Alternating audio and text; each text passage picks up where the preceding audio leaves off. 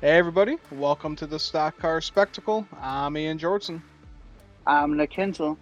I'm Tom Hoplin. and we just got done with the off season. The clash happened last week. We're going to be getting into a little bit of that. But guys, how was your off season? NASCAR is officially back. We got trucks on track. Their qualifying just ended. Xfinity's on track right now practicing, and then we're going to have truck racing tonight. Welcome back. Yeah, Off I mean, season, off go season ahead, was Tom. good. I watched the Chili Bowl for the first time, but otherwise I feel like I've been hibernating. But Chili Bowl was fun. But I'm ready to get back to fenders. Yeah, I mean, for me, after the way last season ended, the last thing I wanted to think about was racing. But then the announcement of the chase coming back, that really brought some excitement back for me. And so now I am ready to go. Yeah, Nick, I was in the same boat as you. Just a sour taste in my mouth with how the season ended and everything going behind the scenes. But the chase, it revived. It revived me. Watched the Rolex 24. I tried to watch all 24 hours, but that never works out for me. But that always gets me ready for the racing season. We had the Super Bowl last week, and now it's officially race week for Daytona. Guys, let's start off our season right. Let's start off with our diecast of the week. Tom, we'll start off with you because I know what Nick's playing. It's every year. I wonder if it matches his shirt. I'm going to go back to an iconic moment from a race that you really like, Ian, but for a different reason. I think the proper way to present this car is like this. Oh, Across the finish line, upside down. Anytime I see the Clint Boyer Jack Daniels '07, I think of it crossing the finish line upside down and then rolling to a stop and that little fire coming out right on the yep. windshield. So I thought this was fitting Oh for yeah, today. from the greatest Daytona 500 in history. Well, Absolutely. well, the greatest Daytona 500 has not yet happened, in my opinion. What was that when that eight crosses the line first? Yeah, yeah. Yeah. Okay. No. I'll tell you boys about the greatest Daytona 500 that ever happened. And it just so happened to be 15 years ago. Crazy to think about how long ago that was. I got the shirt to go with it, and you already know it. 2011, Trevor Bayne, Daytona 500 race win diecast. Missing the giant ass spoiler. Don't know what happened to it. Oh, Uh, but yeah, this was, I tell a story every year. This is the one. This is the one that got me into racing. This is the first race that I ever watched, and I was like, very all right, nice. going into this, it's whoever wins, that's going to be my guy. And yep, it's Trevor Bayne. But I always just think back to it. What if Bobby Labonte would have crossed that line first? What if it was Carl Edwards? What if it was Kyle Busch? I don't even know Mm. what today would look like for me if Kyle Busch won the 2011 Daytona 500 and I was a Kyle Busch fan. I don't know how I feel about that, but yep, always got to throw it back every single year because this one was the one that got me into the sport. Yeah. Pretty damn cool, dude. All right, guys. Well, with the truck series happening tonight, we have an old face coming back. Old Smoke Tony Stewart will be returning Mm. with the Colic Ram trucks. I'm excited to see him back. He did qualify his way in. So I'm going to bring it back to Tony Stewart's 2000 championship car with the Pontiac Grand Prix, an old manufacturer, and he's going to be bringing back another one tonight with Ram Dodge on there. Home Depot car, that's always one of my favorites, especially when Pontiac was in the sport too. That the Grand Prix was always my favorite as a kid. It's a good looking race car for sure. And that you think of Tony Stewart and you think of Bobby Labonte when you think of Pontiac from that era. Oh yeah, absolutely. All right, guys. Well, let's get into our top stories. First one, Brad Keselowski dealing with a broken fibula. We saw Corey LaJoy take over for him at the Clash last week, and Brad's back. He's going to be racing a full season. He's walking around with a cane. I give the guy a lot of credit, but it just seems pretty dangerous and reckless to me at the same time. Because we saw what happened with Lindsey Vonn in the Olympics this past week. She tore her ACL. She wanted to go and still snowboard, and then she ended up breaking her leg. Had to get airlifted. And I'm worried that might be the same fate for Brad Keselowski if he gets into a wreck. Here's the thing with Brad is that the points changing in the off season and how we're going to score this winter. I think that forces him back into the car for the Daytona 500. If there are points on the line, you cannot miss the race. And so maybe he needs another week or two, but you miss a race, you already give up on the championship. And you saw those RFK Fords last night. They were fast and they were running together. So he looked comfortable. A NASCAR driver always find a way to slap a sponsor on something so he can carry around a stick with Castrol on it. Good for him. You just hope he doesn't get into a more serious accident. But it sounds like he's got a reserve driver, David Reagan, Yeah. ready to jump in the car for him.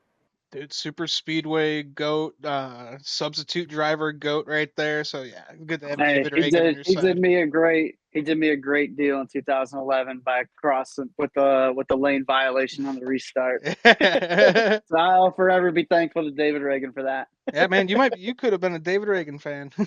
Well, that's just it because David Reagan then won at Daytona the summer in the summer Mm. race that year, so he could have swept Daytona that year. But Yep. thank you, pal. Thank you. And what an old man injury for Brad to get. He wasn't skiing. He was trying to go skiing, but he couldn't get out of the car. Yeah, and the fibula, Like like that, it's really hard to break your fibula. nasty, Like ooh, that is a nasty injury. strong bone right there. I mean, maybe he shouldn't.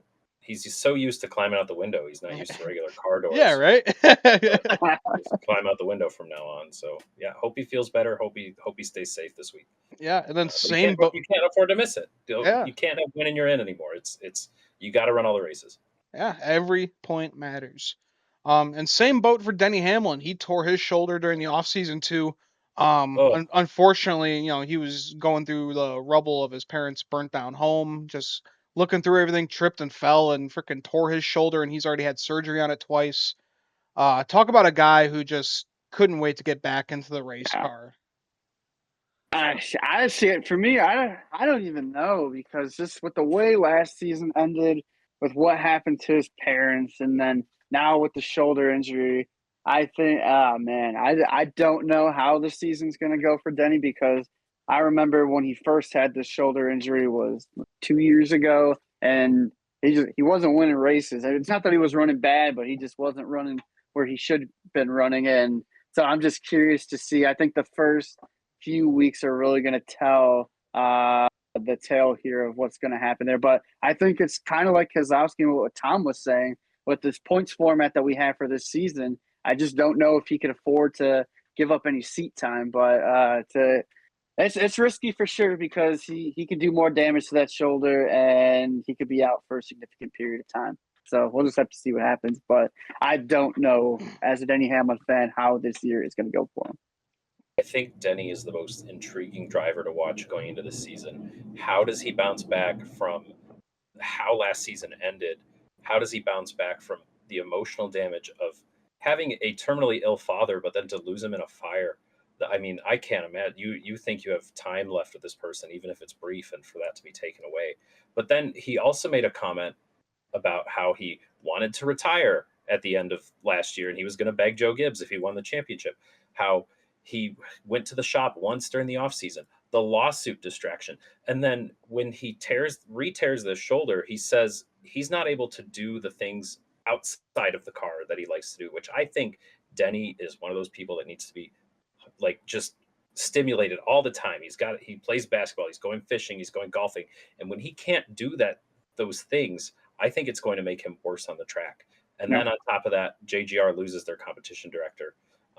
Chris Gabehart's no longer there. So That's a big one. there's a lot of things stacked against Denny Hamlin. But we were saying this at the beginning of last season when he didn't have sponsorship and he had a brand new crew chief and he proved all of us wrong. So Denny's a competitor. He's going to go out there and run. But there is a lot of things working against Denny Hamlin going into this season. Yeah, for real. But then there is one guy, he can race through all the bullshit. Anything that like he can just turn everything off, and when he gets in that seat, and he can go out there and do it. We saw him a few years ago, or was it maybe 10 years ago or so, when he broke his back, and he came back and then he won. Brad Keselowski did the same thing. He broke his leg, and then he ended up winning Pocono a few weeks later. Like the dude, like these guys are phenomenal at what they do.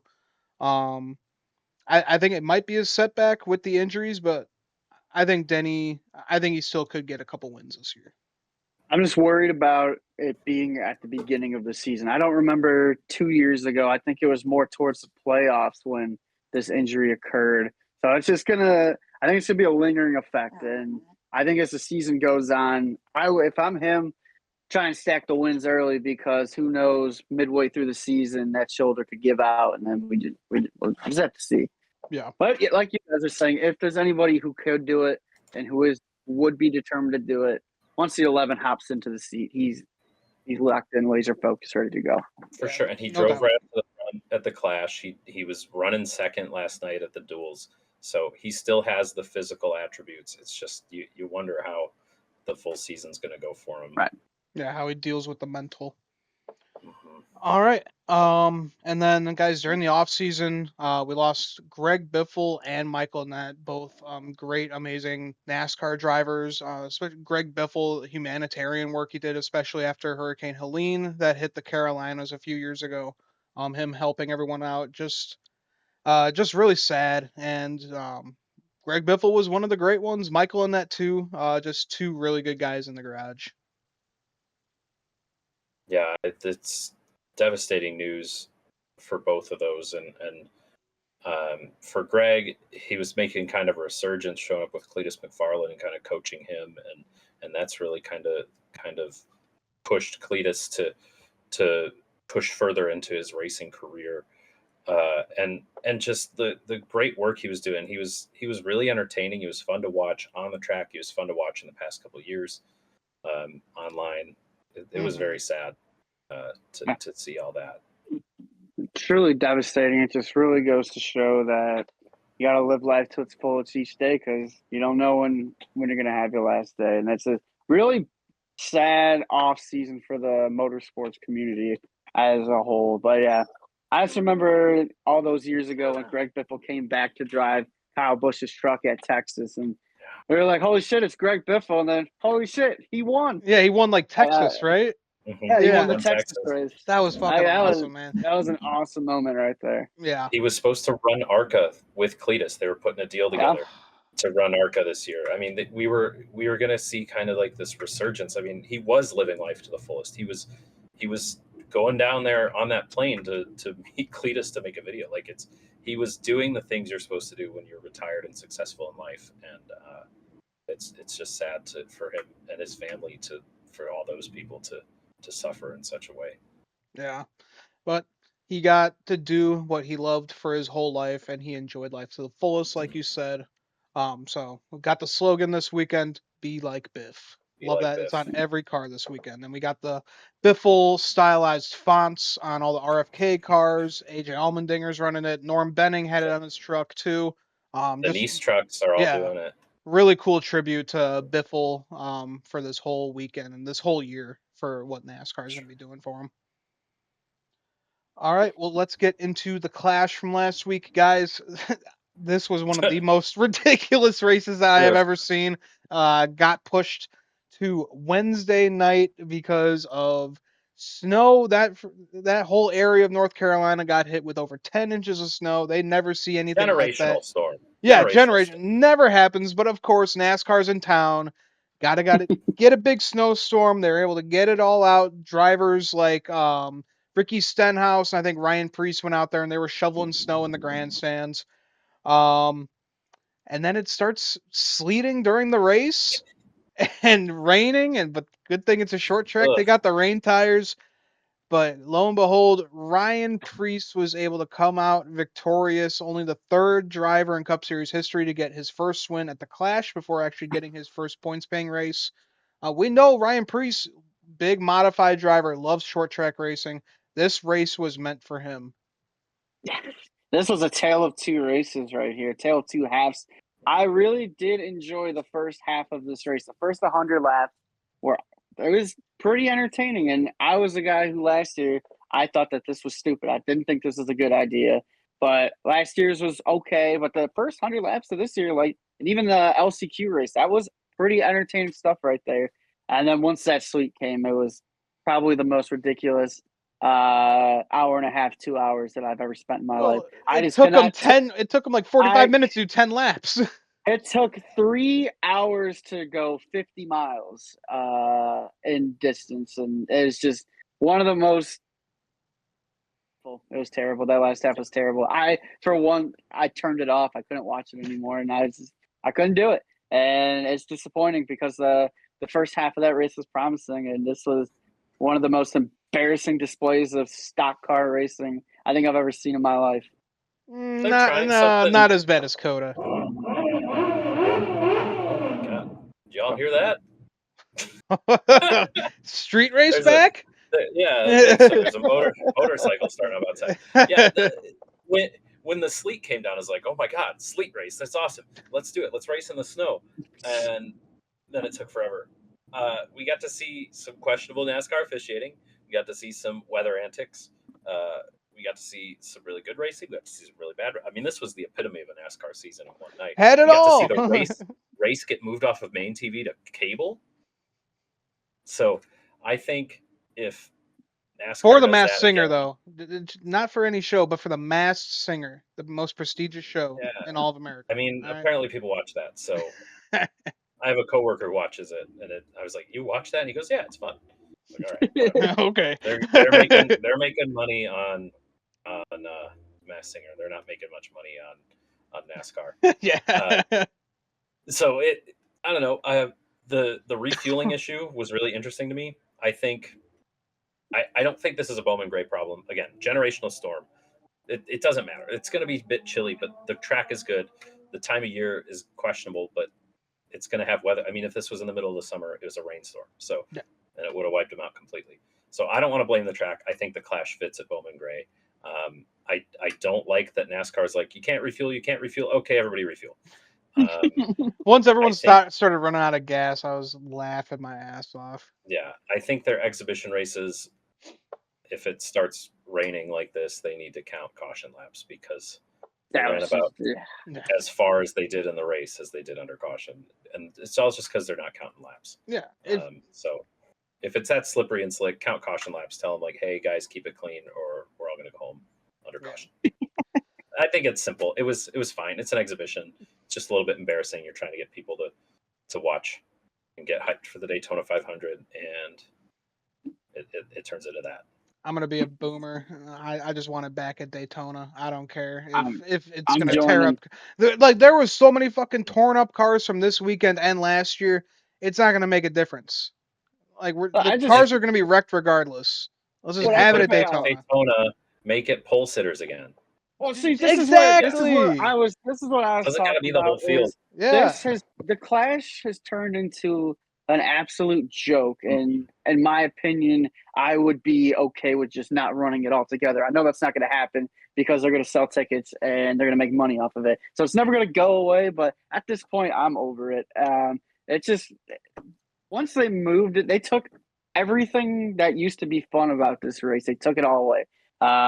Moving it from Daytona, the jackets that they used to get for it, the pole, how they determined the pole, and the lineup with the just random draw. That just was the fun hat with the little, pick. the little balls. It was.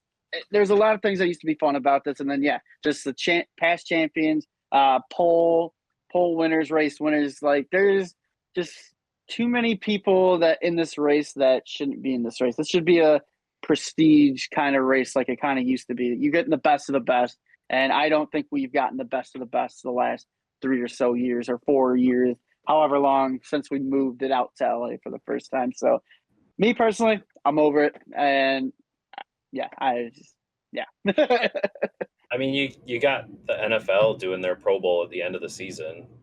Why don't we do our All-Star race at the beginning of the season and make it just the All-Stars? Yeah. Right.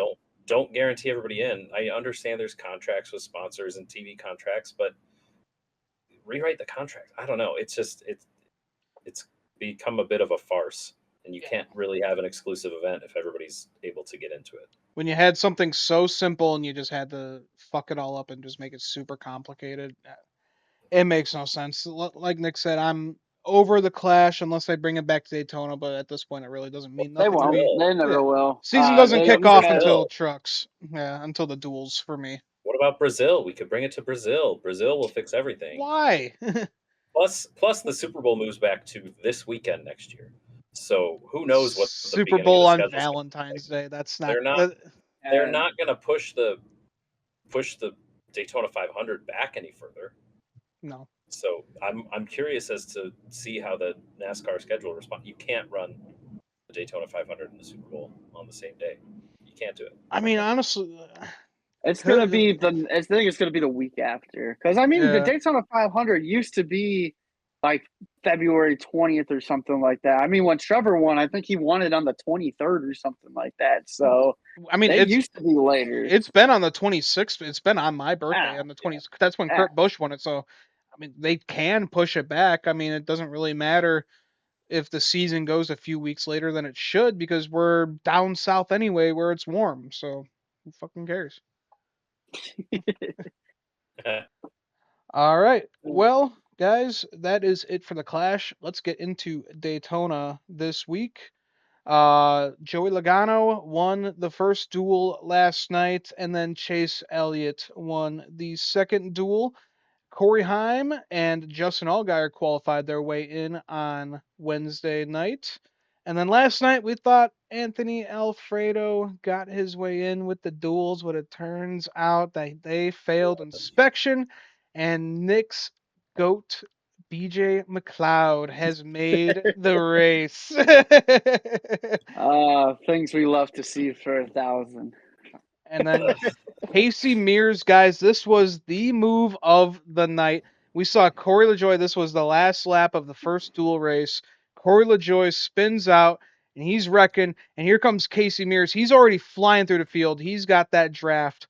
And he goes on the outside, and he just goes along the wall and hits another. I don't remember who he hit, but he got in front of. Yeah, he hit Suarez, got in front of Corey LaJoie. Caution comes out.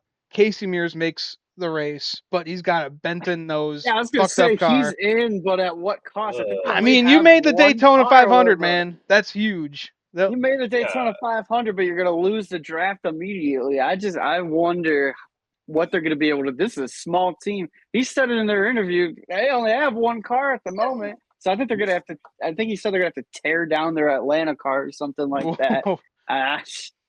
That's a lot, but like 200 grand for finishing last or something. So it's the largest race purse ever. Mm-hmm. So it's worth it.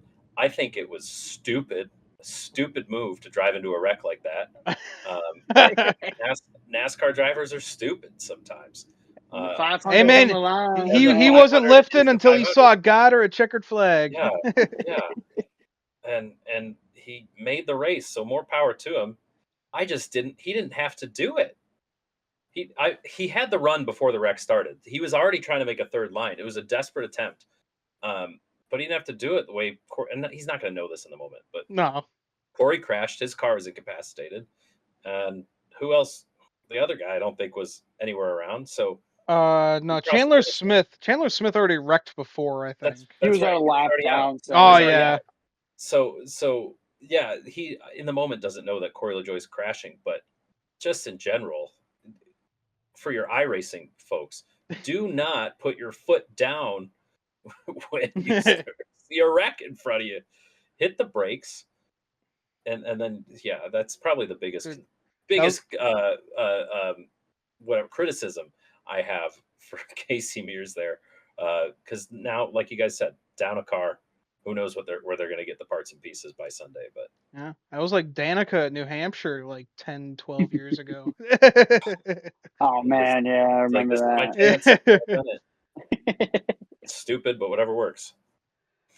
All right, so our field is set, and Kyle Busch, he won the pole. Chase Briscoe will be joining him on the front row. Tom, will it be 21 years of trying, 21 years of frustration? Kyle Busch wins the Daytona 500. Spoiler alert, I'm going to pick him to win the race for our point system. All right. And you guys can't take him. I don't care. But I don't think so. No. Just seeing how he ran in the duels he was trying and whatnot, he couldn't get anywhere. But I mean, how much you want to do in the duels when you're on the pole, you know? Yeah. Well, they said they wanted to race and get a feel. The car, he was able to drive back and forth from the front. So I saw That's all I need to do. It's just He pulled out at like the you right said. time though. 'Cause he got out of the Yeah. line, Sure and did. then literally Sure did. 2 laps later, his Mm-hmm. pole could have been dashed. It was a And great then, move. yeah. But I don't think we chased points enough last year, and he didn't. He also didn't get points again last night.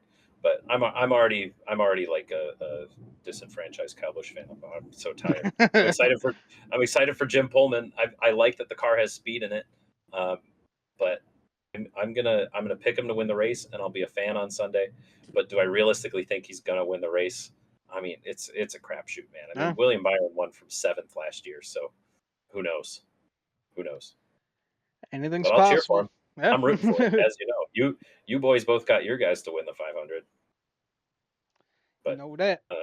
Nick kind of cheated. He picked his guy as he was coming across the line. He's like, "That's my guy. Yeah, that's my guy. Yeah. This is my sport, and that's my guy." 2 hours ago, I didn't know what this was. Yeah, for real. But, My real guy is up in the booth commentating. Let's be well, serious. at least he's still relevant. You know, It's that's true. good. All right, guys. Well, let's get into the Truck Series race for tonight. The Fresh from Florida 250-mile race, 100 laps. Stages 1 and 2 will be 20 laps each, and the final will be 60. Corey Heim won last year. We know that he is not full time in any form of NASCAR racing this year. We'll be running 12 races with 2311 in the 67 car, though. Notables in this one, guys. This is a stacked field, and I believe all these guys made it from qualifying. Michael McDowell's in the 7 for Spire. Justin Haley's in the 16 for Colleague. Tony Stewart will be in the 25 for Colleague. Travis Pastrana back in NASCAR in that 42 for Nice. Stenhouse Jr. will be in the Nice 45. Nemechek will be in the 62 for Stuart Friesen's truck. Corey LaJoy will be in the 75 for Henderson Motorsports, and Carson Hocevar in the Spire 77 ride. So, guys, I stacked field tonight. Does a Truck Series regular win? Because we got a hell of a lineup here. no, All depends on how the wrecks go. Just all Yep. depends on who avoids the no. carnage. But I don't think a Truck Series regular is winning this. There's too many guys who just have that super speedway knowledge, and I think the veterans are going to take it to them tonight. I really do. Yeah. Unless So, Cletus wrecks them all. no, man. Did you Cletus is a did you super guys speedway legend. He's a bald eagle out there. did you watch the qualifying at all? A little bit. When Cletus came across the line, he put the clutch and killed the engine in, and they played his radio, and he went P2 at the time, and literally on the mics around like the natural audio around the stadium, you could hear him screaming, "Yeah!" out of the truck right after he crossed the line. It was definitely his voice, but he was so hyped you just heard him over the noise of the car and whatnot. Yeah. Oh, that's awesome. That's just a redneck that's just living his life right now. I mean, he's so he happy. qualified 12th straight up. Yeah, he's good. So we'll see. Well, I don't know if he's good. He tank slapped it on his test. Yeah. But that's at Rockingham, completely different. He's able to hold a straight wheel. I am just waiting for the YouTube video after Cletus wrecks or Cletus makes a mistake that takes out Tony Stewart. Tony Stewart goes and pops him in the face, and then the thumbnail that will come out in 2 days from YouTube where Cletus is like, Tony Stewart punched me in the face at Daytona. Of all the tracks, all the series for Tony Stewart to come back in, trucks and Daytona, that is a combination that is just, man, he really. Well, he you talk really Tony Stewart and Daytona. Well, okay. Tony Stewart's got 7 Tony wins Stewart. in Xfinity, though. I'm talking about Tony Stewart with a bunch of immature kids yeah. who don't know what the fuck they're doing. And he hates NASCAR, so this is just going to make him hate it even more when some 18-year-old punk turns them on like lap 3 while they're just all jockeying for position. If you thought he hated NASCAR, then, oh, man. You know what Tony Stewart loves, though? Money. Yeah. Money. You know what? Ram is trying to make a scene coming out in trucks, and so for their first race, they wanted a big name that would get people to tune in and look at their pretty new Ram trucks. And I think Tony Stewart being in this race was a good move for them, and I bet they're paying him pretty nicely. Well, he is also he also drives Mopar in the NHRA as well, so it is good fitting. But man, Nick, you may be right on that. Tony Stewart might have a fucking meltdown tonight around all these kids. I think it'd be awesome. I think it'd be awesome if we did. I want a vintage smoke interview after he gets taken out by Some dumbass. fucking some truck a lap down who comes up through the field or something like that. Like a Talladega moment all over again. Imagine Tony Stewart's been so tuned out of NASCAR, he doesn't even know who Carson Hocevar is. And he gets just like a terrible block from Hocevar. Like he's gonna be seeing red. He's gonna be like, yeah, no wonder this kid's in fucking truck. Actually, he's a Cup Series driver. What the fuck? All right, everybody, welcome back. We're gonna be making our picks for Daytona this weekend, and we're gonna kick off with the Truck Series. We got the Fresh from Florida 250-mile race, 100 laps. Stages 1 and 2 are 20 laps each, and the final will be 60. Corey Heim won it last year, but we know he's not full time. He'll be running 12 races in the Cup Series this year. Notables in this one, we got a stacked field. Michael McDowell in the 7, Justin Haley in the 16 for Colleague. Tony Stewart is back in the 25 for Colleague. Travis Pastrana, he'll be back in the 42 for Nice. Stenhouse Jr. is in the 45 for Nice. Nemechek will be in the 62 for Stewart Friesen. Corey LaJoie will be in the 75 for Henderson Motorsports, and Carson Hocevar in the 77 for Spire. And also remember, Cletus McFarland is also running in that Nice truck as well, and he qualified pretty damn well. So, got a stacked field, boys. Let's make our picks. I'm going to be going first. I got to go with a Cup Series regular here, and I got to go with a guy who's won the Daytona 500 in the past, and he's just so damn good on these super speedways. Give me Michael McDowell and his 20 kids. They'll be in victory lane. So I'm also going to go with a Cup Series regular and a former Daytona 500 champion. I am going to go with Ricky Stenhouse Jr. He's just got a knack for this racing. All of his Cup wins have come on these kinds of tracks. So look for him to make his way to the front, hook up with the Nice guys, and yeah, Ricky Stenhouse going to win. All right. I am also going to pick a Cup Series regular, so there goes our picks on the field. But my guy has more truck starts than your guys, and he's got a newer transmission because his blew up in practice. Carson Hocevar with that kind of bland but cool looking IKEA Best Buy truck. I remember a Best Buy car winning here. I think it was so Carson Hocevar is going to use his newfound Cup experience and block his way to the win. He drove up through the duels. Why can't he drive up in a truck? Let's just hope it doesn't end up like another Daytona race where the Best Buy car won, because that was a long night. All right, well, let's get into the newly named O'Reilly Auto Parts Series race. The United Rentals 300-mile race, 120 laps. Stages 1 and 2 will be 30 laps each, and the final will be 60. Last year's winner, we had Jesse Love. He won the race in the spring, and Connor Zilich and Parker Kligerman split that ride and won in the fall. Notables in this one, we only got really one big racer. That is Carson Hocevar. He'll be in that 42 for Young's Motorsports, so he'll be doing the trifecta this weekend. So, Tom, you will be going first, my friend. Who is your winner to be the first named O'Reilly Auto Parts winner? Well, I'm really bad at the O'Reilly series picks, I guess. Anytime I picked wrong. So here's a wrong pick again. Austin Hill, because of course Jesse Love won. But Austin Hill's still a stout super speedway racer. Say what you want about him on and off the track, but you come to a place like Daytona Talladega, he's going to be a formidable opponent, and he likes to control the race, even if nobody wants to help him. Yeah. No, I mean that guy can just win with no friends at all. I don't know how he does it. It's scary, and RCR builds fast cars, especially for Daytona. If there's one thing they do well, it's that. Yeah, no doubt. All right, well, I'm gonna have to join the RCR train because this guy won it last year. Jesse Love, all my picks, I'm going with low hanging fruit here. By the way, so Jesse Love will be my winner. I'm doing it for my buddy Dalton Good. All right, Nico.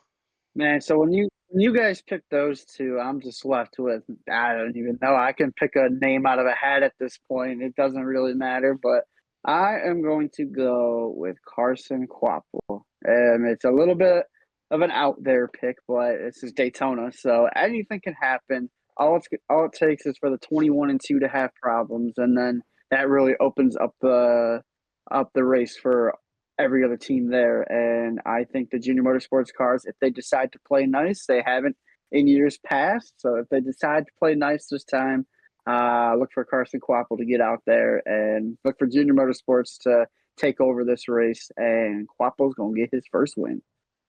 We've seen really good teamwork from the junior motorsports, and we've also seen that turn into them all wrecking each other out at the race from the lead. So I do think any one of those junior motorsports cars can make a difference there. Yeah. All right. Well, let's get into the Daytona 500, boys. 500 miles, 200 laps. Stages 1 and 2 will be 65 laps each, and the final will be 70. Last year's winner, William Byron, won it in the past 2 years in a row. Can he go for a third? Something nobody has ever done before. And then we had Ryan Blaney winning in the fall. Well, I'm going first, and I just said it. William Byron. He's going to go for 3 in a row. He's going to be the first driver to ever do it. The 24 is just too good at Daytona, guys. I don't know how he does it.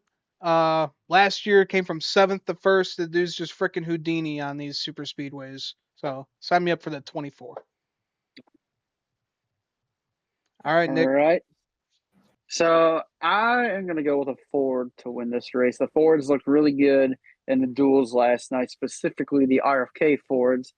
Before that all blew up in their faces and at the end of Duel 1 there. But I am going to take Boss Man, the 6 car of Brad Keselowski. Broken fibula or not, he's still got a knack for these super speedways.